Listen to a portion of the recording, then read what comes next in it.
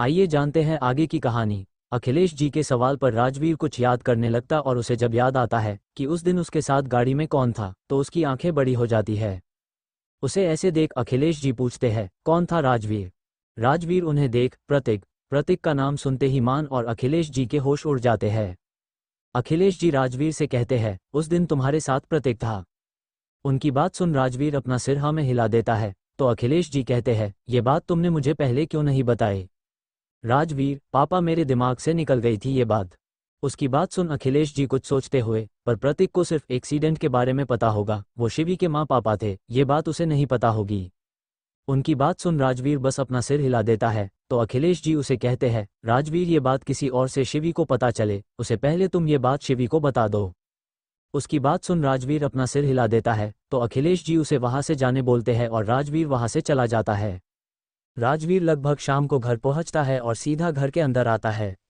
राजवीर अंदर आकर शिवी को आवाज देता है, तभी एक मेड उसे बताती है कि शिवी बाहर गई है।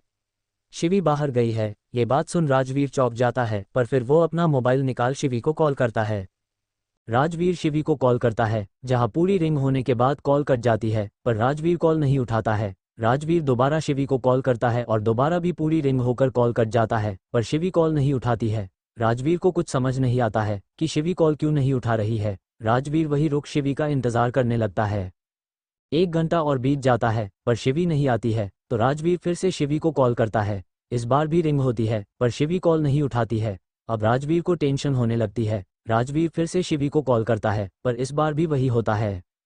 राजवीर मेड से पूछता है, शिवी कुछ बताकर गई थी, कहाँ गई है? उसके सवाल पर मेड अपना सिर ना में हिला देती है। तो राजवीर और परेशान हो जाता है। राजवीर खुद शिवी को ढूंढने घर से बाहर जाने लगता है। तभी नीरज अंदर आता है और दोनों दरवाजे के पास ही आपस में मिलते हैं।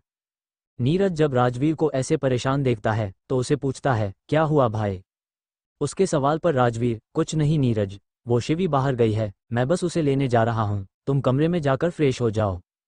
इतना बोल वो बिना नीरज की कोई बात सुन वहां से बाहर चला जाता है। वहीं नीरज भी अपने कमरे के तरफ बढ़ जाता है। राजवीर बाहर आकर अपनी गाड़ी में बैठ शिवी को ढूंढने निकल जाता है। राजवीर गाड़ी लेकर पहले आसपास के मार्केट में शिवी को ढूंढने जाता है और लगातार उसे फोन करता है, पर शिवी अभी उसका कॉल नहीं उठा रही थी। राजवीर की परेशानी बढ़ती ही जा रही थी। राजवीर मार्केट से गाड़ी निकाल रोड के साइड रोक फिर से शिवी को कॉल करता है। तो इस बार शिवी का मोबाइल बंद आता है, जिसे राजवीर को घबराहट होने लगती है। राजवीर को कुछ समझ नहीं आता है कि शिवी कहाँ जा सकती है। वही उसके मन में अनहोनी के डर से घबराहट और बढ़ती जा रही थी और उसके दिमाग में अजीब अजीब ख्याल आ रहे थे। राजवीर गाड़ी में ही अपना सिर पकड़ बैठ जाता है। राजवीर अभी बैठा हुआ ही था कि उसे मान की याद आ जाती है और वो जल्दी से अपना मोबाइल निकाल मान को कॉल कर सारी बात बता देता है। जिसके बाद मान उसे कहता है, तुम फिक्र मत करो, मैं शिवी के लोकेशन के बारे में पता लगाता हूँ। इतना बोल वो कॉल कट कर देता है। वही राजवीर अपनी गाड़ी स्टार्ट कर आगे बढ़ा यहाँ वहाँ शिवी को ढूंढने लगता है। राजवीर कुछ आगे जाता है, तभी उसे मान का कॉल आता है। तो राजवीर अपनी गाड़ी फिर से सड़क साइड में रोक जल्दी मान का कॉल उठा बात करने लगता है। राजवीर, शिवी का कुछ पता चला? मान, शिवी के मोबाइल की लोकेशन उसके पुराने घर की दिखा रही है। उसकी बात सुन राजवीर चौंक जाता है। तभी मान कहता है, मैं तुम्हें लोकेशन भेजता हूँ। उसकी बात सुन हामी भर कॉल कट करता है और कॉल कट करने के अगले मिनट ही उसके मोबाइल पर लोकेशन का मैसेज आता है, जिसे देख राजवीर जल्दी से उस तरफ अपनी गाड़ी घुमा लेता है।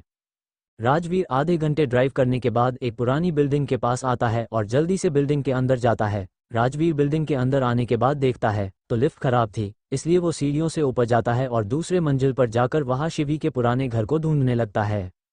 राजवीर को शिवी का घर मिलते ही वो डोर बेल बजाता है, पर अंदर से कोई दरवाजा नहीं खोलता है। राजवीर को समझ नहीं आता कि वो क्या करे। राजवीर कुछ सोच जैसे ही दरवाजे पर दोबारा नॉक करता है, दरवाजा खुल जाता है। दरवाजा ऐसे ही खुलने से राजवीर पहले तो चौंक जाता है, पर फिर बिना ज्यादा समय गवाए सीधा अंदर जाता है।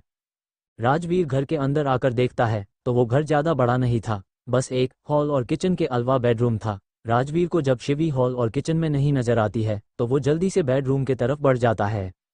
राजवीर बेडरूम में आकर देखता है तो वहां शिवी नीचे बैठी हुई थी और उसके आसपास कुछ तस्वीरें थी। राजवीर आगे बढ़ शिवी को देखता है तो हैरान हो जाता है, शिवी के चेहरा आंसू से भरा हुआ था। शिवी को ऐसे देख राजवीर जल्दी से शिवी के पास जाकर बैठ उसके चेहरे को थाम पूछता है, शिवी क्या हुआ और तुम यहाँ क्या कर रही हो? राजवीर के सवाल पर शिवी अपनी आंखें उठा राजवीर को देखती है तो राजवीर शॉक हो जाता है क्योंकि शिवी की आंखें लाल थी।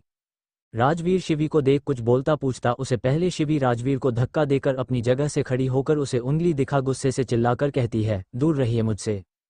उसकी हरकत देख और बात सुन राजवीर शॉक हो जाता है। राजवीर अपनी जगह पर खड़ा होकर शिवी को देख पूछता है, शिवी क्या हो गया, तुम ऐसे क्यों कह रही हो? राजवीर के सवाल पर शिवी उसे देख गुस्से से कहती है, क्यों किया आपने ऐसा, क्यों?